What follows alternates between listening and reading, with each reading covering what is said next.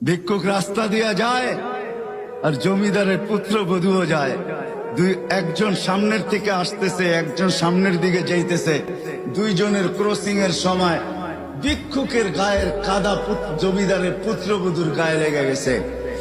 সে দুনিয়া আন্ধার করে ফেলছে, স্বামীকে ডাইকা নিয়ে আসছে, বলছে ভিক্ষুক আমার কাপড় নষ্ট করে দিছে।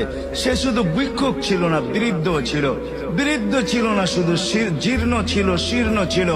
শরীরে কাপড় ছিল না, ফাটা চিরা কাপড় ছিল। পায়ে জুতা ছিল না, পেটে ভাত ছিল না। জমিদারের পুত্র সইতে পারে নাই, যৌবনী শক্তি সয় তো সয় কি কইরা তার স্ত্রীর গায়ে ভিক্ষুকের কাদা। বস সমগ্র শক্তিকে হাতে জমা করা, একত্র করা বৃদ্ধের গালে বসায়। বৃদ্ধ কিচ্ছু বলে নাই, শুধু উপরের দিকে তাকায় দুই তিনটা শব্দ উচ্চারণ করছেন। শব্দগুলা হলো ইয়া আল্লাহ।